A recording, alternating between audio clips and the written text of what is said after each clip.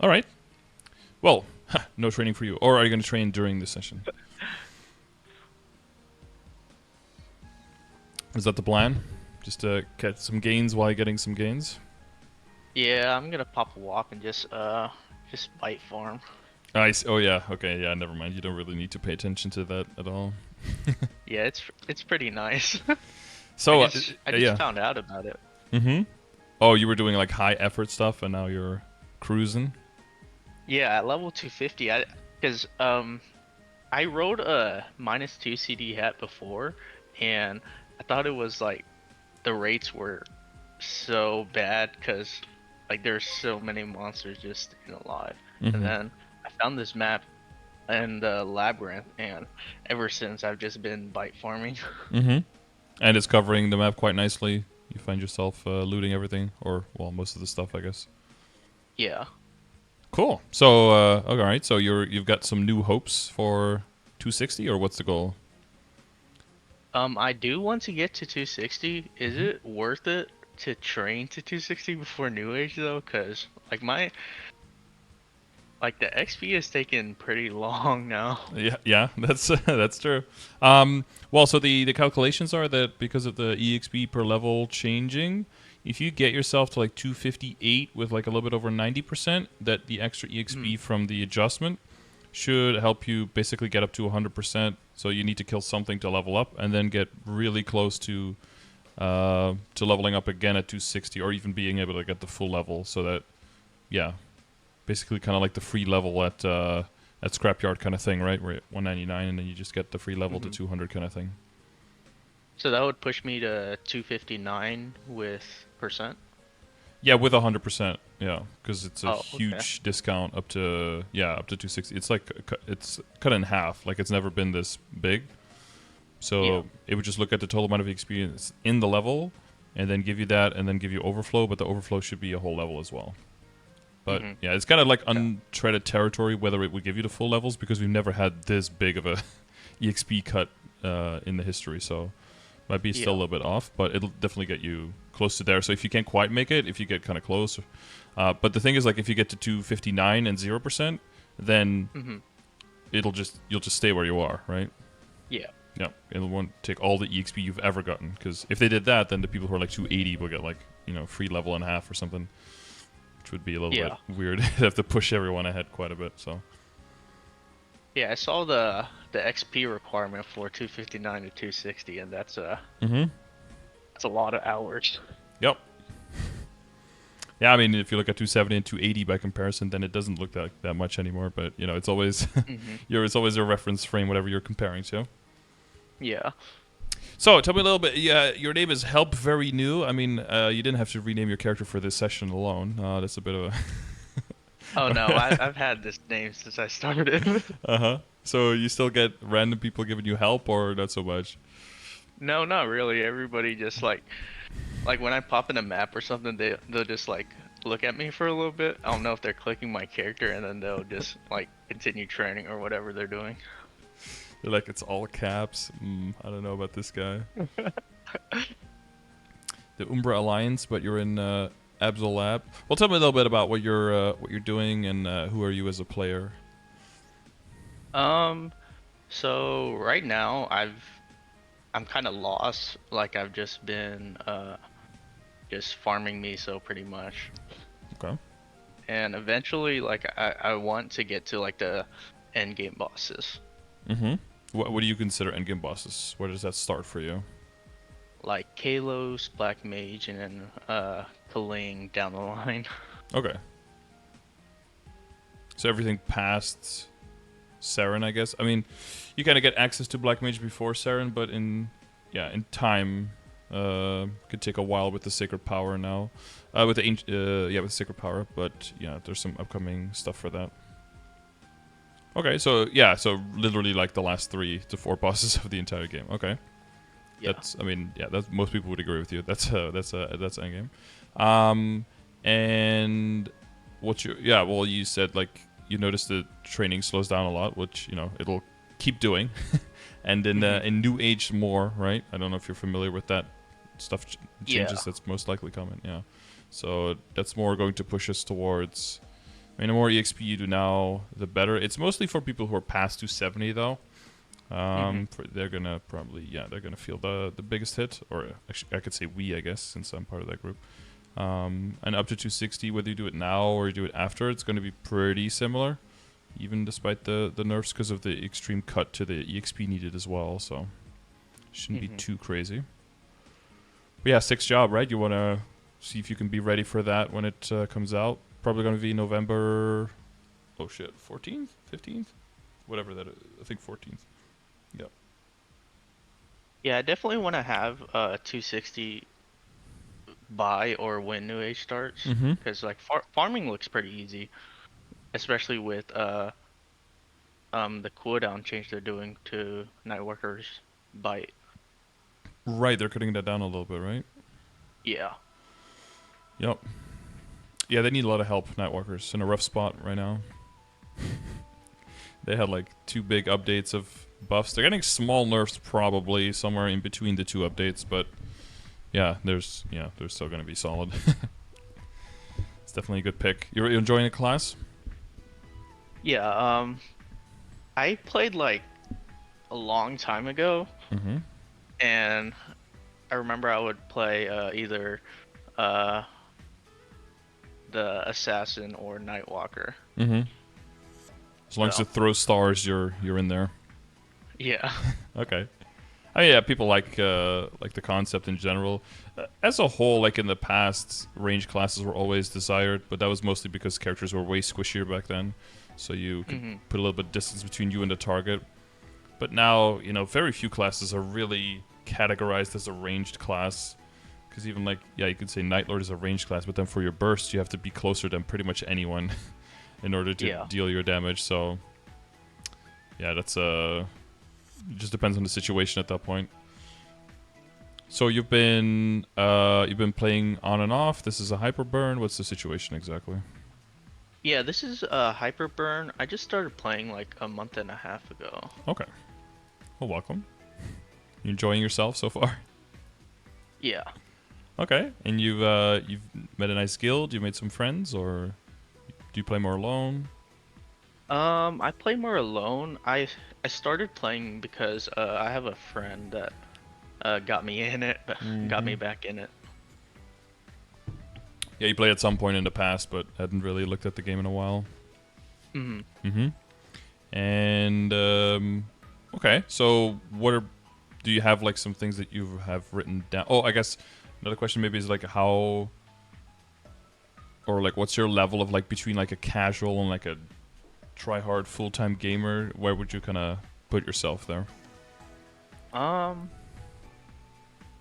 think I would be in, like right now, a try-hard kind of. Okay. Like how many hours a week would you say would you spend playing? Like actively.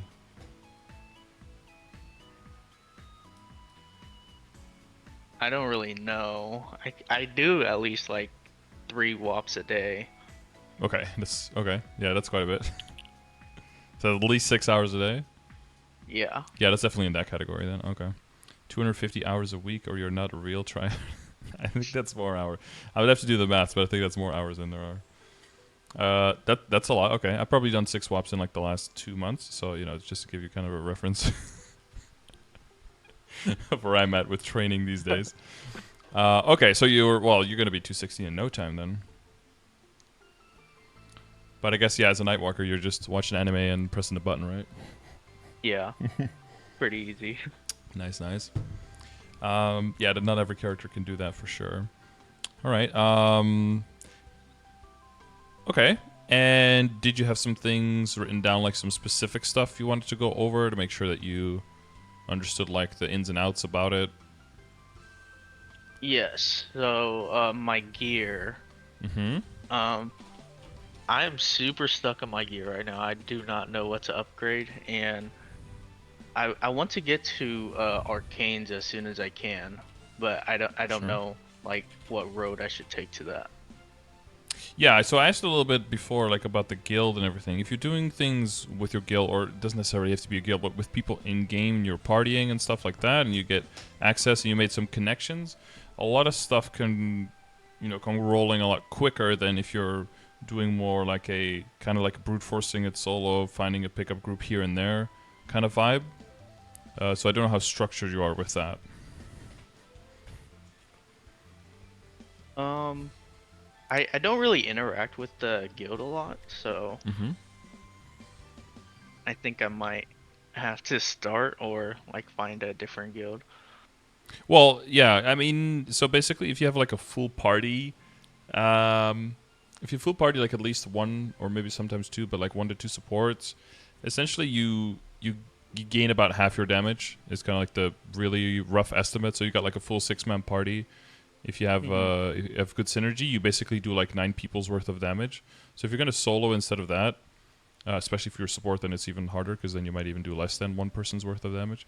But if you're a damage dealer like you are, you're basically doing like a 1/9 of a party's damage. So if a party would kill a boss in like 18 minutes, then you would Hmm. need 162 minutes. So that's usually not viable for how long the boss fight is. So you'll have to upgrade way further and way harder, and be way more efficient with everything Yeah. if you want to keep up the pace of people who go in a party. There's upsides to that. There's downsides to that, of course. I don't know if you have any particular way that you're planning to run the game. Some people just want to solo everything. Other people are just maybe just unsure on how to get started on finding people. So I mainly play with my friend, Mm-hmm. but What class? What class does your friend play? he plays a Shad. He's like a 33k stat, but Mm-hmm. he doesn't have any arcanes either right now. But he's been building his Nightwalker too, because I got him You showed him started how on easy that. the bite farming was, and he was like, "Oh man, I got to get in on that." Yeah. Nice. Okay. So you could like duo with him the slightly harder bosses that he can already do, and then you could play with his Nightwalker on the ones that are easier for you but harder for his character, kind of thing. We mainly solo the weekly bosses, Up until the which ones do you solo? Would you say? so the farthest we've gone is Easy Lucid and Normal Slime. We Okay. haven't even touched anything past that yet. Okay. Those are probably for most reasonable at this point, like because of like time investment and everything. That's probably the highest most people will ever go on their bossing mules. Any step past Hmm. that is considerably more funding, and it would make way more sense to build out like a whole legion of bossing mules first and just cash in on all of those crystals around the 81 million mark, right? So like all of the CRA, Princess No, all of those, HMAG, CVL, like those. Much more sense to just cash in on all of those first and get that base income. Use that to fund your Yeah. entire account, and then get stronger. And then you can always jump up and then increase the value per crystal that you're selling. Yeah, so I was gonna ask that too. Mm-hmm. Should I focus on like just CRA meals right now then? I think for the build up, it's pretty good because as long as you don't over invest on a mule, like here's the thing: if you invest in a mule, you invest a lot of money into it. You're gonna feel like you need to be cashing in like every week. And if it's a character that eventually after a while you don't really like anymore, or you find another Hmm. character you like way more, or you burn something and it becomes stronger than that character, you don't want to feel too bad that you're leaving too much value behind. So I usually advocate for a more organic kind of you basically fund it as you would like a character around that level, and then just kind of try the bosses and see how that feels. Like if it feels like it's strong enough to do the bosses but you're not really feeling like the vibe of the character, then you could just leave it there, generate income, throw that money to the next one. And then it's also Hmm. easier to like leave a character behind if you're just not really feeling it. I hate for people to lock themselves into something just because they made a decision like a few months ago to invest into it and then feel bad about having to leave that money behind, right? And because it's reboot, Yeah. it's hard to transfer that value over. So go more organic, because if you're bossing for a while, you get a lot of cubes, you get some flames, not too many, but you can get some resources that can help you fund your characters. What I call like the cascade of resources, where you could just keep trickling down to the next character and keep trickling down. Because after a while, Yeah. every kind of cube you find is just going to mess up your Nightwalker. So there's nothing else to. And you can kind of count that as extra value that you're getting from the bossing. So Hmm.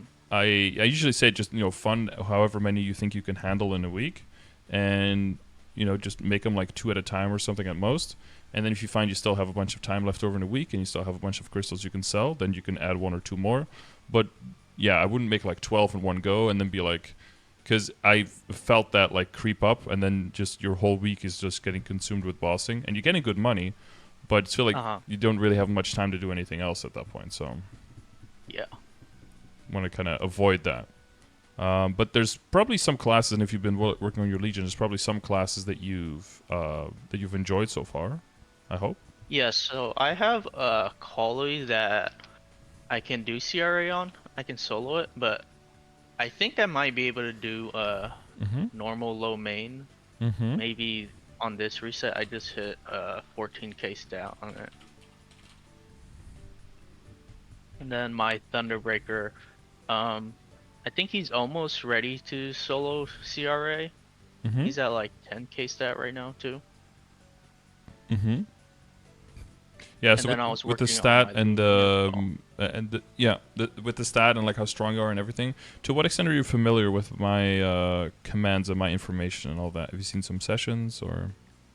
Yeah, I usually watch your sessions while I'm just AFK pipe farming. All right, that's the correct answer. Thank you very much for the views.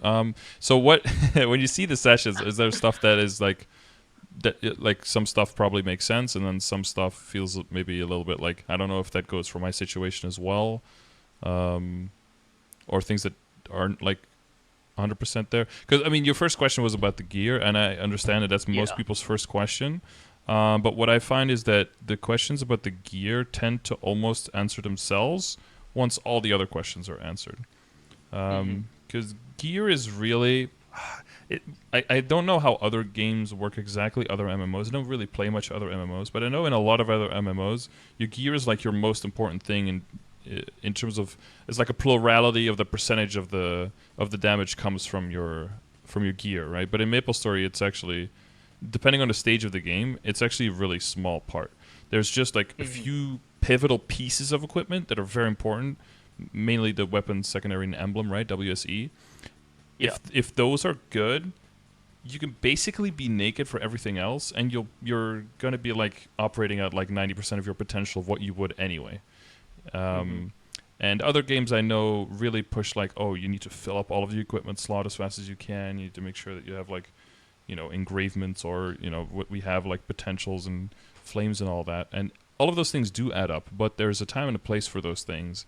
And MapleStory really has this system where that's why I don't really go into details like with the progression grid. Like there's a lot of numbers here, but it's still like rough estimates, so you don't really have to worry too much. Like you said, oh, the TP is 10k stat now. I could build a 10k stat character that could just blow up normal Lotus and normal Damien, and I could build a 10k stat character that can only hit ones on Vellum, right?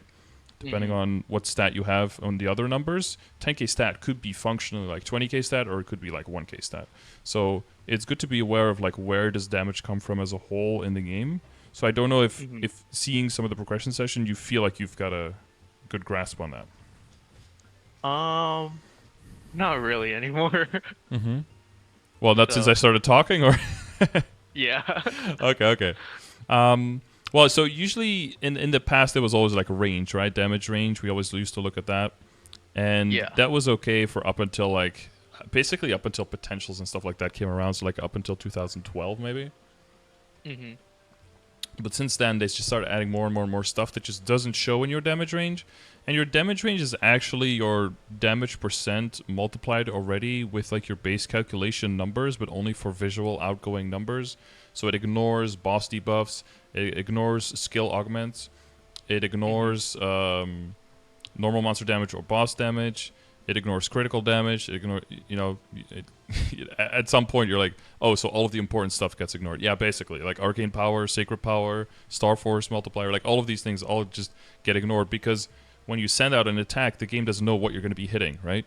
So it can only show you like, this is kind of like the base number that we're working with. So you can see if this number goes up, then it means your damage most likely will go up.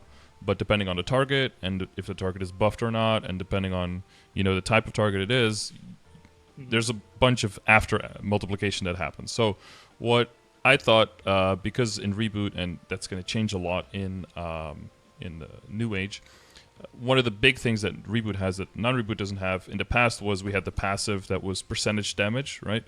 Which meant that our functional damage percentage was way higher than you would expect in non-Reboot. That changed now to final damage, which means that we don't have to take that into account as much anymore. It's just a general multiplier that we get for some of the upgrade things that we don't have, like bonus potential and scrolling. So my main thing was like, we need to know the level, because there's a big penalty for fighting monsters that are higher level than you. And therefore, I thought if you take the level as an indicator of this is what you can do around your level, and that's easy to understand, and you can make a step-by-step on like, okay, you can do this content, now you can try the next one, and you can try the next one. That's pretty comfortable. So I made the Dailies command, and then I was like, well, but now you have to connect to the level. What makes it so that your level is a good indicator of how strong you are? Because, you know, if you're a Hyperburn at 250, that's not the same as like my hero who's 50k stat and who's been level 250 for 5.5 years, who's like, you know, full 19 arcanes, 21s, Consolo hard fee Hilla, right? That's a completely different character. So that's why I made these numbers and these measurements, because a lot of people worry very much. I think it's a logical worry, but I'm doing my best to try to get people away from there. Is worry about like the equip progression, and it's never really exactly about which things you're wearing and which things you're not wearing. It's more about how far are they upgraded, and do you have in mind? Do you have an idea of what the next step is going to be, and just is that planned at all? And then as long as you know, oh, the next thing is going to be roughly in like a month or so, it's going to be this piece. I can transfer hammer some stuff, so I'm only going to stay here on this piece. This piece is going to be a completely new one, so I can upgrade a little bit harder. This is my emblem. I'm going to keep this for like 200 levels, so I can go really hard on this thing. As long as for every piece you kind of have an idea of where it's generally moving, and you're within the benchmarks that you see here on the screen, and you know what these numbers mean, then this becomes reliable for you, and you can just basically see like, oh, I'm 253, boom, scroll down, check all the blue stuff, and kind of just see, can I do this? You can probably do most of these. Some of these things may be very boring. You look what the content is for. Oh, it's actually not something I care about. Okay, scratch it off the list. You can do it, and it is kind of good, and it is something that's useful for you. Keep it on the list. That's kind of like the general thing here. But you can also do the yellow stuff, and you can also skip some blue stuff. You know, it's not like a Bible or anything. Like, you're not going to burn in hell for doing other stuff. But it's just like a general, like, what is worth your time and what would I advise to look into, basically. Yeah. And it's just the further you go, and especially once you're entering the late game, at least for now, because with New Age, this whole thing is going to have to be completely redone, because the level difference is going to change. Burning is going to be up until 260. The game is essentially just going to start at 260 with, you know, I fought very strongly to keep stuff like before 200 kind of like as a thing. But yeah, it's been shifting, as you can probably tell, and with the EXP curve changing, the game is basically going to start at like 260, right? Like that'll probably be like somewhere in the mid game. So there's going to be a big shift in this whole file. So I'm going to have some work cut out for me. But it's good, you know. It keeps me busy. What was I saying? Oh yeah. So once you get like closer to the late game stuff, especially mid late game and beyond, it starts implying that you're doing things with other people and not just soloing them. Because otherwise you'd have to shift it like 1 or 2 columns to the right easily. But I guess if you see that, you know, and you said you were soloing up until normal slime. No, I haven't tried soloing normal slime yet. Oh, you I've do just it? been doing it. Okay. Yeah, with my friend. Yeah. And then easy. And so easy lose it is a little bit earlier here, but that's because of you would do it in a party, right? And then here you would start going into normal. Wait, is my first row not? Hang on. There we go. I didn't know that wasn't locked. Oh, now it is. I guess I always watch it full screen. That's fine. But yeah, so this is like a general indication of like what difficult. Because have you been doing Helix? Is that okay? Yeah, I can solo Helix pretty comfortably. Yeah, that's a high prio one, right? Because it's just Hmm. such a long journey. Yeah. Um, okay, but does all of that give you a little bit more context, or are you still like a little lost on the damage and the progress and all that? Yeah, I actually haven't checked out that spreadsheet. So The dailies one?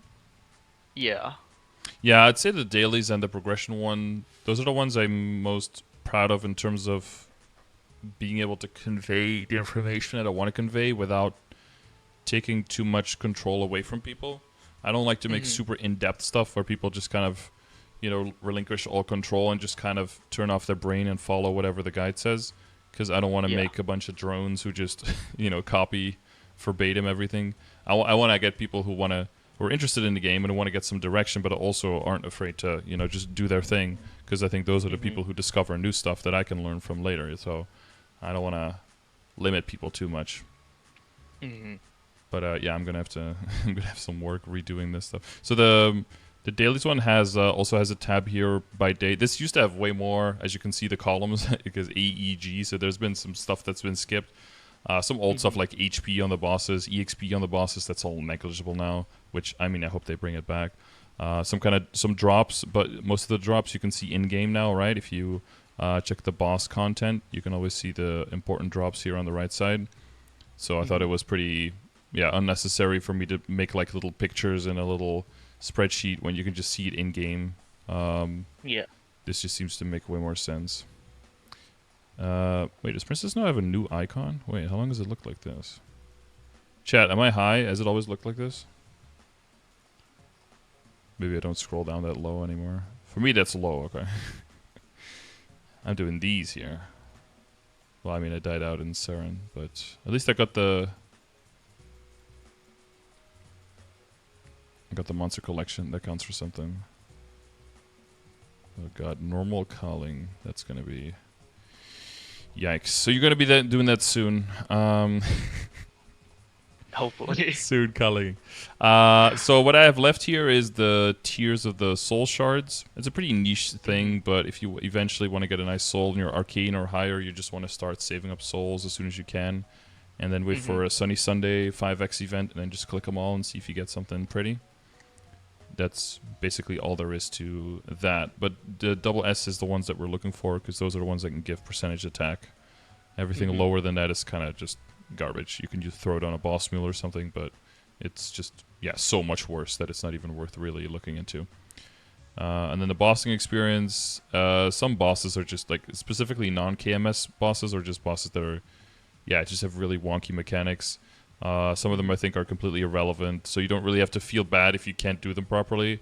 But there are also bosses where if people do exchange carries or people, they just wait until they're strong enough to blow them up and then they only start attacking them when you can blow them up. I think that's fine. You're not really losing any huge. You're not gonna feel better as a human being for getting to kill these bosses. But some of them I think are very useful because one or multiple of the mechanics will help you. You help see patterns in the next boss very quickly, and you'll be able to kind of tune out or become subconsciously capable at some of the mechanics Hmm. very quickly without having to actively practice them. So that's Yeah. when, yeah. So that's more just like the late and end game stuff. Mostly is where that's at. Chaos Sculling doesn't have one. That's very relevant because we want to get those pieces. Um, yes, and then so this one. So the whole session could be very easily like simplified to I look at your stuff, I see where the discrepancies are between the numbers that I have here and the numbers you have, and then I Hmm. see if you have base understanding of the general mechanics of the game, or I help you where you don't have those, and Hmm. then we see how you can close the gap from where you are and where the game expects you to be, or for you to understand where it's okay to have a bit of a gap there and where it's okay to not have one. Because some people like training a bunch of different characters, their Legion level might be way higher. That gives you a little bit of breathing room on the other stuff. That means that you don't have to go super hard on the other things, right?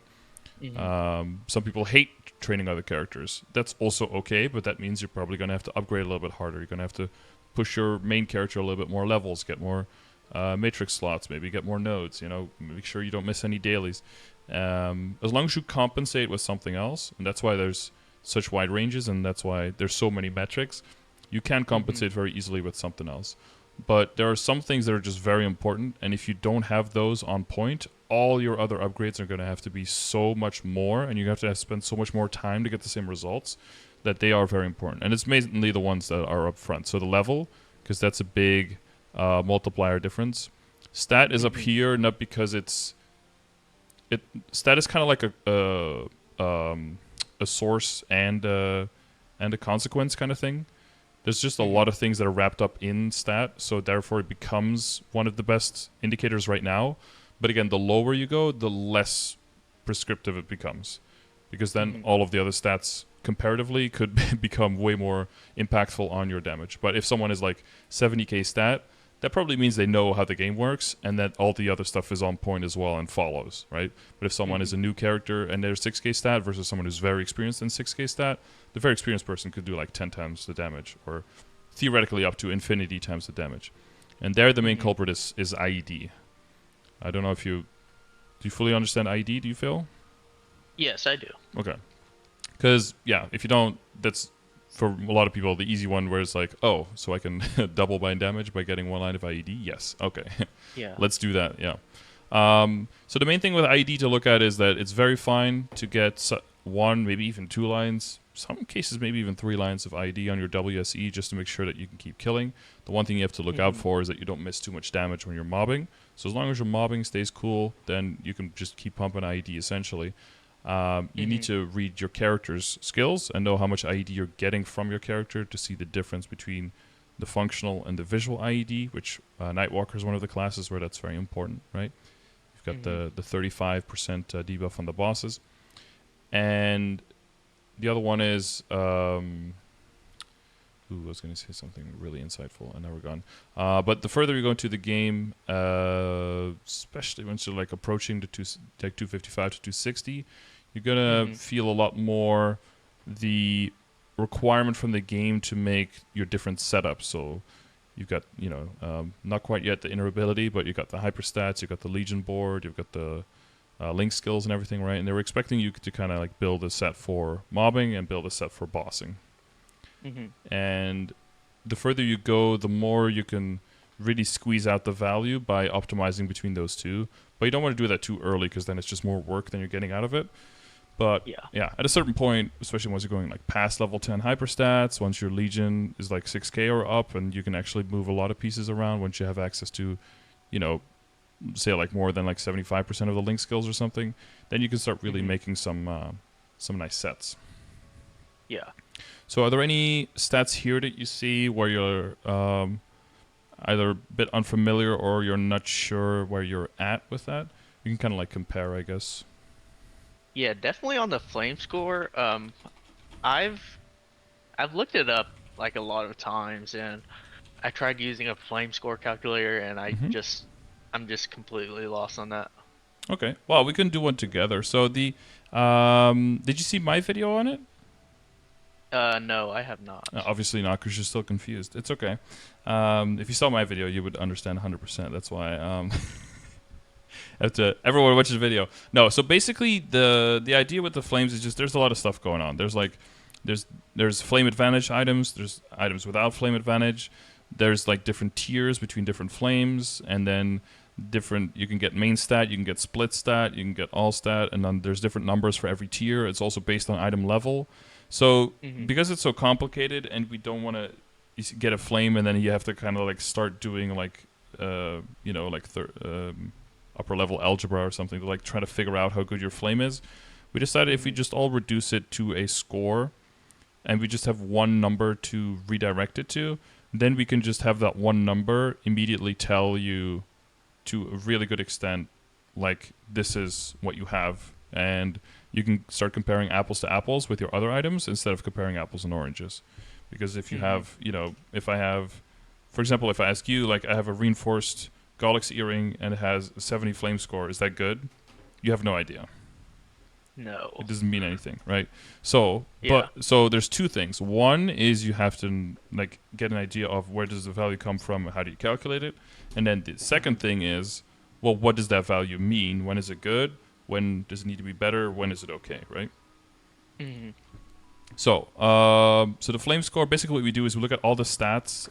Just like exclamation mark flames. Look at all the stats that can be on an item. So the flame score is the green numbers, right? You're with me so far? Yes. So we look at all the numbers that are relevant to give any kind of damage to the person. So the first thing we need to Hmm. know, well, kind of a little bit of the backstory, I guess, on because there's multipliers to this. Like if I add a number, the number will go up here. You see that? Hmm. So where does that come from? It basically just comes from gathering data from people in different stages of the game with a bunch of different levels of funding, and just kind of taking like like an average there on how much does that really mean to them. Because if you want to go to really like the bare bones of the damage calculation, there's like a bunch of blocks of damage. There's one for stat, there's one for attack, there's one for damage, there's one for IED, there's one for elemental damage, there's like a bunch of multipliers like that. So Hmm. inherently, if you have like 0% of everything and you just add 1% of anything, it's all going to make your damage go up the same. But as soon as you have 1% of something and not of another, now you're getting like shifting balances whenever you're adding numbers. I don't know how like Hmm. how mathematical your background is, but you're gonna get like diminishing returns on some. Some are multiplicative, some are additive, right? So yeah, there's just gonna be different balances. Hmm. So the idea is kind of that I just looked at a whole bunch of people and a whole bunch of stages of the game and kind of try to find like what is. It's really reductive, but it's really good in like predicting, because with the flames, what you want to do is you don't necessarily want to know how good your flame is right now, because that balance of those stats is still going to change. You want to kind of Hmm. know how good is it going to be so that it's future proof and you don't have to redo it like every 5 levels, because Hmm. that's way too expensive. So if you know your character is going to get like kind of stuck in the late game, you can use the late game calculation. So maybe for boss mules you can do this. Essentially what it looks at is like all stat is valued a little bit lower because your total stat is going to be way lower, but it's Hmm. still valued pretty high because your potentials aren't going to have as much stats, so it's still a good value. Weapon attack is going to be valued a little bit higher because you're not going to have crazy flames, and mainly you're not going to have anything Star Force like past 17 at the highest. And past Hmm. 17 is where you get an insane amount of weapon attack on all of your gear, and therefore you get diminishing returns on the individual attack on things like flames. Hmm. So that's kind of like the backstory on that. So first, we want to know like how far is the character going to be? Is it going to be a boss mule? You pick late game. Is it going to be anything else? You just pick the end game calculator. Then you Hmm. want to know which class you are, and this is where like secondary stat comes in, or alternating multiplication. Like Xenon has 3 main stats, so their flames are going to be hitting them differently, right? Kana scales of Hmm. HP and MP, and Shadow Dual Blade and Cadena actually have 2 secondary stats, both strength and dex. So that means that they can hit a little bit more stat, and that their all stat is slightly scales better for them in the end game. And then the Hmm. other stats are just the normal ones. So you're just a normal luck character. So it'll Yep. immediately it'll only show you these boxes. These are the only ones that do something for your damage. And then you can click calculate, but it'll just automatically keep count. And then on the bottom you could save your scores. I mean, I can clear these for now so you don't get confused. So we can look at, for example, we can look at your CRA pieces. Those are usually good pieces to look at. Why? Because Hmm. you can get them pretty early in the game. They are flame advantaged, and you have a whole bunch access to a whole bunch of them. So you can see a whole bunch of different flames and can very easily start getting a feeling of like, this is what I roughly want to get.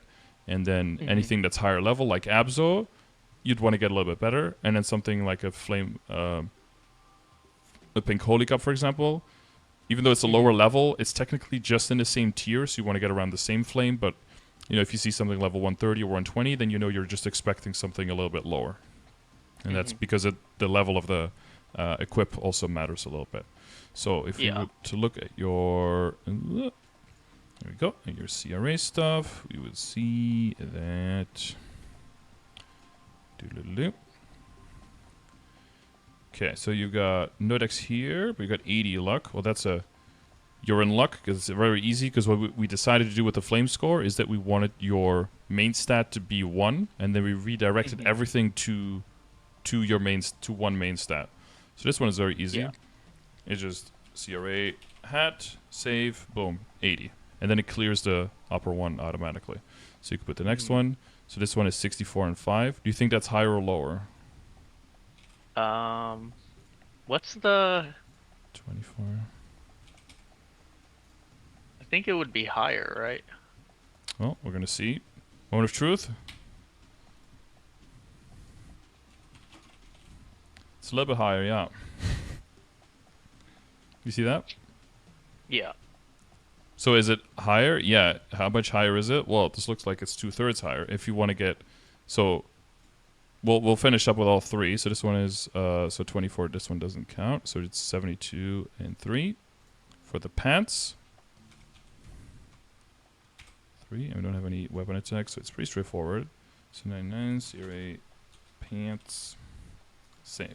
So now, instead of looking at, 80, I don't know what these things do, 24, 64, 5, 72, is it a tier 5 jump? We're just looking at 80, 111.4, 99. So this is way more simple now, right? Yeah. Now, the second part would be, now you look at my progression grid. So we're looking at where's your level, somewhere like 240 to 269, so somewhere half this, a little bit to the front of the half of this, because like the further you go here, the further you're going into arcane and that kind of stuff, so there's going to be a big level difference there. But you're looking for flame scores like around the early mark of the bottom number, slightly towards, so basically something from 85 to 95. That's not really the range, right? The range would be like 85 to, at the end of the stage, would be 105, and then for the Abzo stuff, basically starting at 95 to the arcane stuff at around 125. That's kind of what the range looks like. But so you're going to be anything, you're trying to get at least 85. That's like Pink Holy Cup, CRA gear. And then once you get into 270, you'll hope that they get towards 105. So if you look at that, you already see that this guy's already out. Like this guy's already done beyond, right? 111.4. That's already like higher what you would want here. Yeah. Right? So that one's golden. Why is that? Well, we can look at a calculator for that. So you can put these same flame scores that we use to calculate how good the flame is. So if you don't know these numbers, you can always just put 1, and then you can see how much it is, right? So 1 is 0.1, 1 here is 1, 1 is 3, 1 is 9. So if you make sure that the same is here, so 10 to 1, 3 to 1, 9 to 1, or 1 to 10, then you're cooking with the same ingredients. You make sure that the level here is selected. Powerful flames, the red ones. It's on an armor. It has flame advantage. Again, if you don't know this, there is a list for it, but you'll see that very quickly, because items without flame advantage can sometimes get 1, 2, or 3 stats only added, and you'll see flames sometimes of an item with like just 2 jump on it. Like it's not an individual item thing; it's just a type of item thing. So like all Golic stuff, nothing has flame advantage. Boom. Like all Sweetwater stuff, nothing has flame advantage. Boom. And those are basically the only 2 types of equips that matter, right? So now we say like, okay, we want to get 111.4. I don't think we can do commas here, so let's do 111 just as an estimate. And you see that the median cost is 3.6 bill and the average cost is 5.2 bill. So that's how much just the flame on your top is worth. Wow. And this is why we don't really go beyond that, because it's all reduced back to you have limited resources. Where are you going to spend them to get the most bang for your buck? And flaming to that point, that becomes worth it when you're like here, but it's nowhere worth anywhere here in the game, right?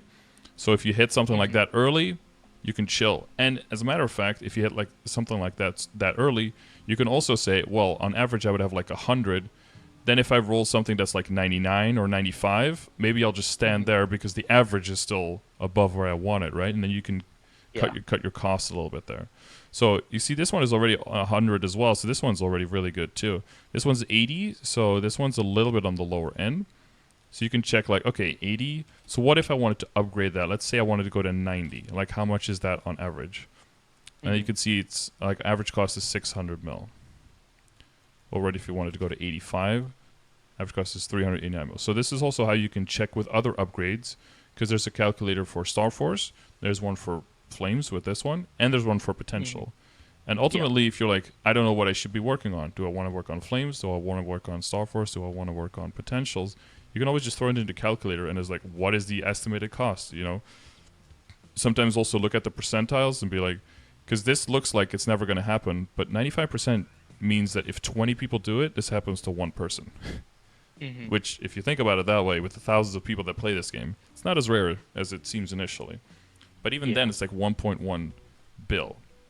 Trying to spend that on flames, probably not that early. So the general order is like, okay, in the beginning, you Star Force everything because it's super cheap and it's the easiest way to get stats, right? Then you start rolling your potentials because you start getting some mystical cubes, and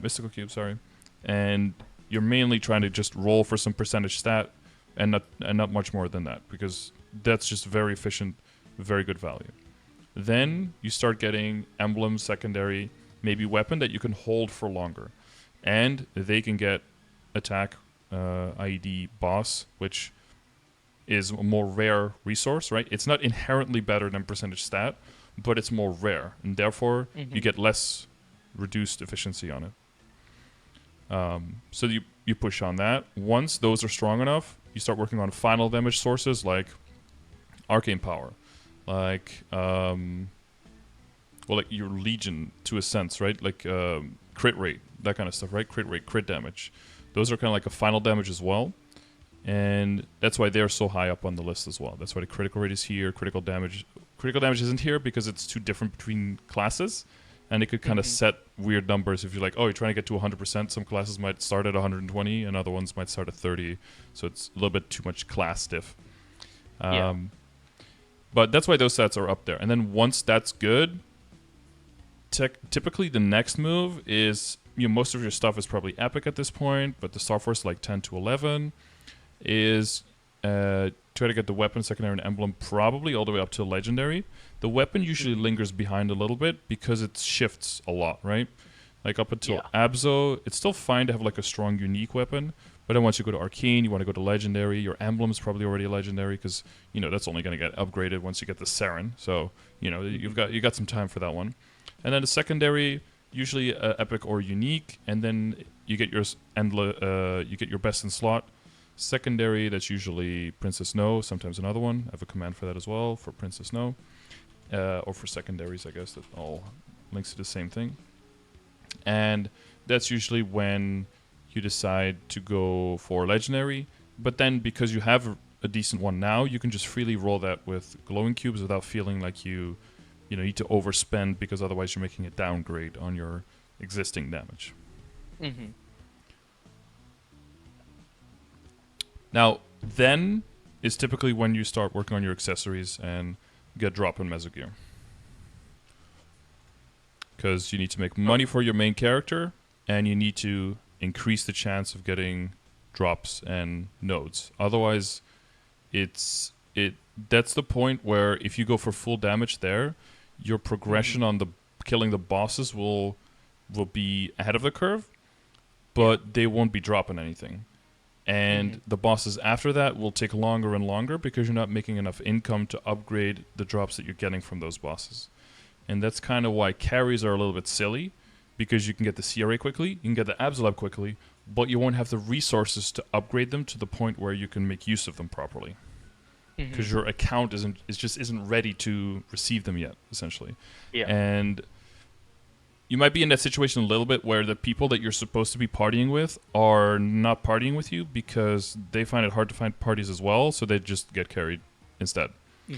And then they don't need the parties anymore because now they've got these equips that they can't upgrade, so now they just have to farm to get resources so they can finally make those equips look good. And that's why I'm hoping that the upcoming changes with, you know about the quote-unquote like carry nerf? Yeah, you have to do 5% damage now. Yeah, and I think that's, inherently some people are going to see that as a horrible thing, but I think overall for the game and for the health is going to be a great thing because now you just have the amount of people pooling in to try to do bosses, the old school way. That group should be growing tremendously, and that should give way more people the opportunity to just fail together and to practice and to have a more, I don't know, just more organic growth in the game. I know it sounds a little bit cheesy, I guess, but if you ask people who are like been in the game for a long time what their best memories are, it was probably one of the first times that they just had like two other dudes that they had no idea who they were, and they just went into CRA and just got blasted a few times, and then after like 4 tries they actually killed the boss and earned their first CRA gear, and then one maybe quit in the meantime, but the other one they still play with like years later, and they're like their best friend in game. You know, those are the best experience that anyone has, and I just wish people wouldn't feel like carrying other people helped them, because I feel like it steals those experiences away from people. You can never really replace those unless you start on like a completely new account, because how can you learn to value something that you just have no idea how much effort it takes? It's so rough. Yeah. But yeah, that rant aside, does that kind of situate like the whole thing? Do you feel like you've kind of followed that path, or not really, or? Yeah, so like right now, would it be worth it to upgrade my secondary to legendary as well? So which one are you using? Using the It's Pinot? the Pinot one. Mm-hmm. You got 30 boss, 30 IED. Yeah, that's one of those situations where if you can mob well with this right now, and then there's basically no downside. Right? Because this is giving you 0 damage when you're mobbing anyway. So you purely be upgrading it to gain more bossing damage. So the IED would be important, right? Like, if you lose the IED, do you go too low? I think I would. Because I think I'm at like 90, 92 fully buffed up or something. I see 93.8 here. There might be a little bit of event buff as well, though. So that's also something you want to be careful about. Like in a week, you might be losing some ID there already, right? Now, ID is pretty easy to get back on an emblem, of course. But you always want to ask yourself: is it more a question of like, can you, or is it a question of like, should you? Because you can anything, right? Like anything can be upgraded, but is it like worth your money, right? So one thing could be to look at a calculator and see like, what is the average cost going to be roughly of like getting what I would be looking for. So if you're thinking about upgrading the emblem, exclamation mark emblem, that's not what I'm looking for. Cubing. The tier up from unique to legendary is like what, 500 mil? Yeah, 500 mil-ish. So that's the upfront cost. And I will always say never upgrade to next rank unless you have the money to roll in that tier, right? Never, because that's like investing in the bossing mule, and then now you're in that room, right? Now you have to engage with that, and now you have to keep rolling that. Yeah. And then the other one is the calculator cost. So this is why I have the commands. It's for myself as well, just to keep access, keep track of everything. Glowing red, emblem, legendary. So that's already assuming about a 500 mil cost. So what kind of stat do you think you'd be looking for? I wanted to roll at least 21% attack. Oh wait, sorry, it's not an emblem, it's a secondary, because I saw boss damage there before. You want to roll 21 attack? Yeah. So really important thing to know early on. You've been playing for a while, but it's still like very early in terms of like how long some people get addicted. Love playing this game. It's that it's good to know your like how close certain options are, because like 21 attack sounds really cool because it's 2 lines of weapon attack. But it's almost kind of like a flame score where, let's say that you hit like a line of stat, a line of boss, and a line of IED, but in legendary. There's no attack on there now, but like, is that way worse? Is it almost as good? Is it better? Yeah, I think as long as I have a good pot on it, like I would settle with it. So would you consider that one good, the one I mentioned? Yeah. Okay. All right, so you got some intuition there. That's good. Because I think it's okay for now to still want the IED because your weapon's potential is stuck. And your weapon has boss, so you're not necessarily dying for a boss line. And on the other hand, your emblem could decently be re-rolled decently cheaply to something better as well. So what if I were to look at this, like you have a budget. So first thing, my first question would be, do you have trouble killing monsters around your level? And you're by farming and No, not really. not really. Not really means sometimes a little bit, but in general you're clearing. Yeah, I usually two-shot them Mm-hmm. when I'm cycling guild skills. Okay. Probably goes down to a 3-shot when I'm not buffed up at all. Okay, so it's not close to one-shotting. With guild skills Mhm. on, I'm pretty close to one-shotting. Okay. But like since the map is so small, like the bats just bounce off and kill them anyways. Okay. Yeah. Well, okay, but that leads us kind of like into a tangent thing, is where a lot of people talk about one-shotting. I think that's a stupid thing. You don't really care about one-shotting. You care about map clearing. That's the term you want to use, right? Can you map clear, but you're four-shotting? That's great. Can you not map clear, but you're one-shotting? That's shit. You know, like it's those aren't. That's not the deciding factor. So the first thing I would do if I see this WSE, so it's like ask like what you're saying. The biggest gains I see very quickly is the flame on the weapon. There's luck on here, but there's no weapon attack. So if you look at the flame calculator again, flames for weapons are different, and that's why they have a different thing here. So you have your total attack, you got the weapon flame here, and it's higher than the flame score for advantage, and it's higher than the flame score for non-advantage. Why? Because here we go by tiers. So forget everything we just talked to you about flames, about like not wanting to know what the tiers are because it gets too complicated. Here, you actually do need to know the tier, because the tier system is a percentage of your base attack of your weapon. So I can't really use the numbers here, because like staffs have like 3 times the attack of a claw, and then, same thing with the critical damage, it goes all over the place. So here what you want to do instead is look at the tier of the weapon attack. So what you can do here, use the weapon side on the right side. So we're 200 to 239 weapon level. Basic attack is, I don't know, what is it, 149, because yikes, claws. Here you can see, so at tier 6, that's like the highest you can get with a powerful flame. And again, if that doesn't mean anything to you, flame cost, fucking weapon, red powerful flame, tier 6, no damage, calculate, average cost 323 mil, right? That's what that is in your head. Just a tier 6 on your weapon, average cost 34 flames.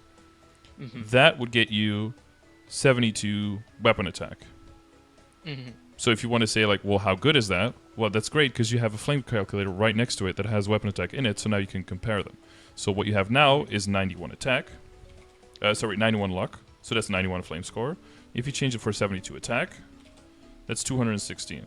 So that's 124 more. Which, I know, you can spread that over a whole bunch of items, but if you want to get an item...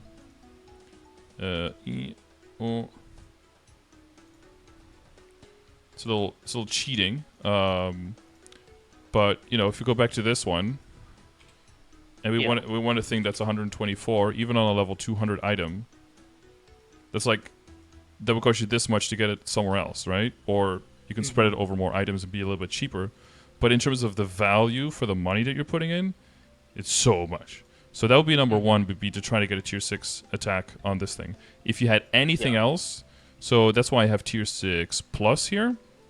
So plus would be anything like boss percentage damage, regular percentage damage, all stat, or a combination, or a lot of flat stat, like if you also add like 91 luck, that would be really good as well.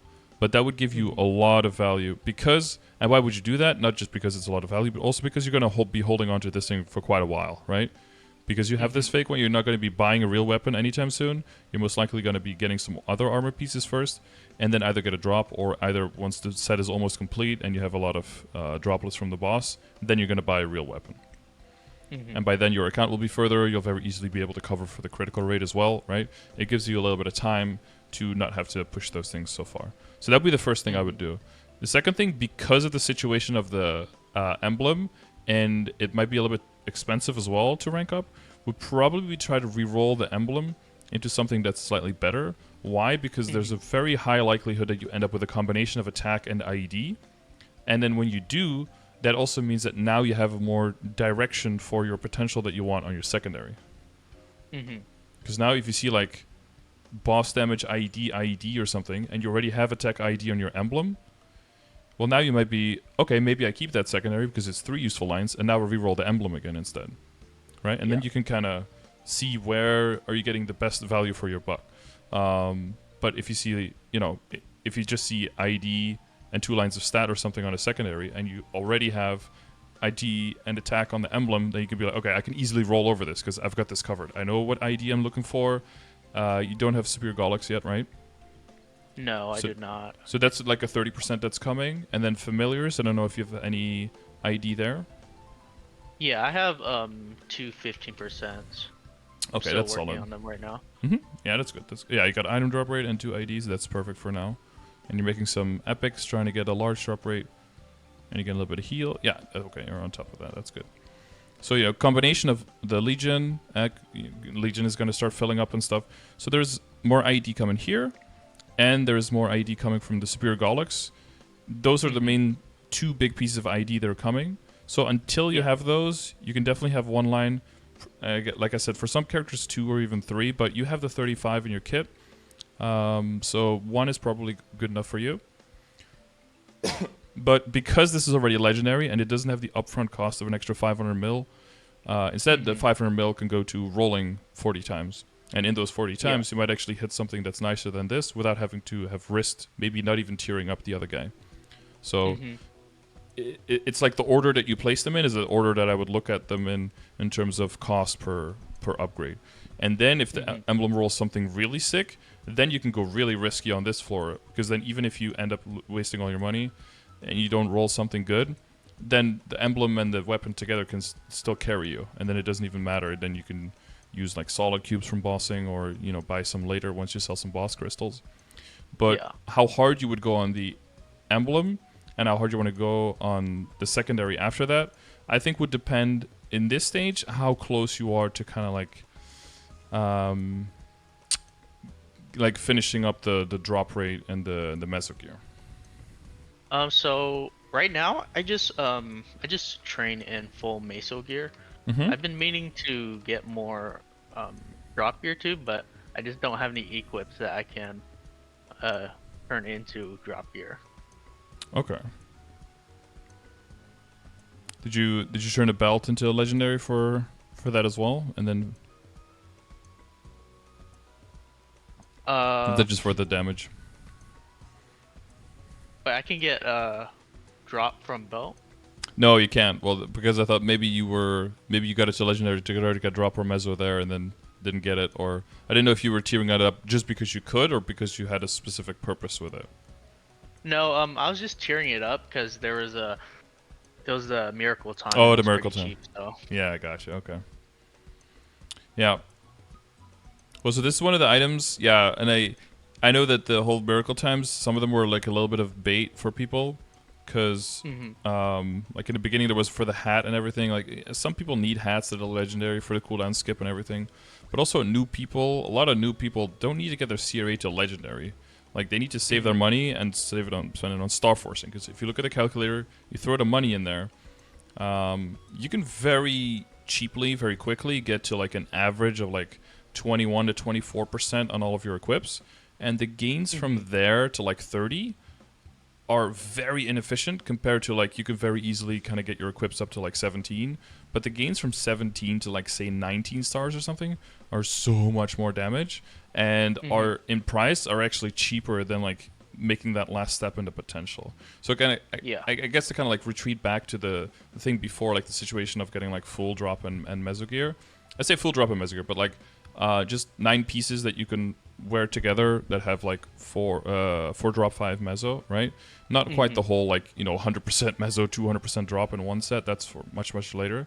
That usually comes a bit more organically as you switch out from certain damage pieces to other, and then you have some legendary pieces that kind of lose their function, and then you can re-roll them to kind of complement the set that you already have. So you can make a specific set that has like 180 to 200% drop, and one that has 100 meso.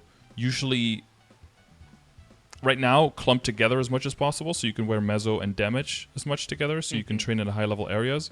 But with the changes with the HP in New Age, hopefully that won't be as much necessary anymore, and one hybrid set of eventually like 100, 200 will hopefully be good enough to be trained all the way up, and you won't have to make like separate sets and all that stuff. Mm-hmm. That's the goal now.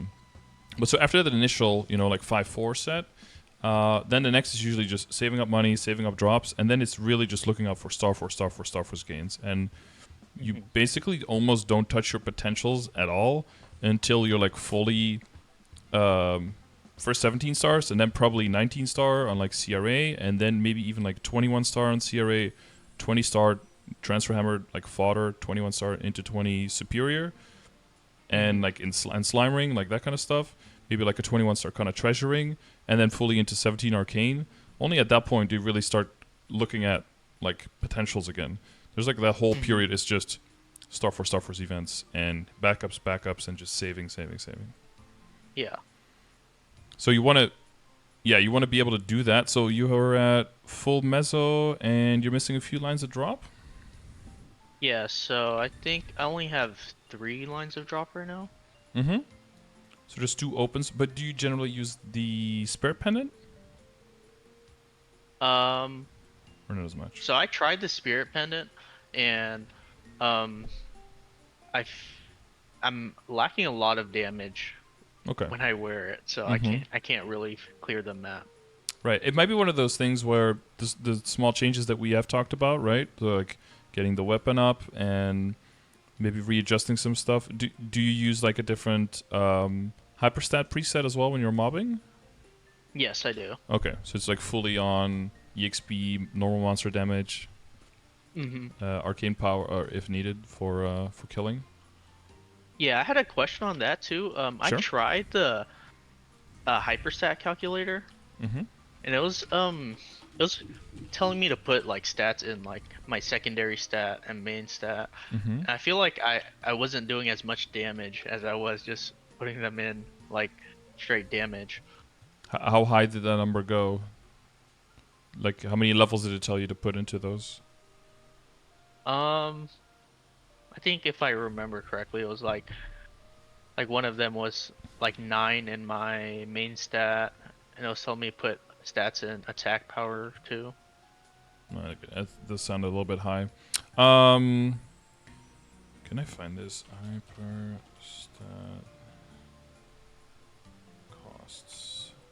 Hyperstat script. Wait, hang on. Let's see if I have my. Because I have video on that as well, as you may have suspected. Hyperstat video. Basically. Oh, this is my old one. Wait, where's my new one? Am I gonna have to look up my own video to find out the? Basically, what I made is like a little bit of a ranking system in terms of not like a tier list, but in terms of how impactful they are, and then with that, kind of like an idea of how much you want to level them. So the idea again is to kind of to go to the background of like how much does this impact your damage, like which ones are final damage multipliers, and which ones are more like additive and are slightly less effective, and then which ones are only a small clump of their respective final damage clump and therefore even less effective kind of thing.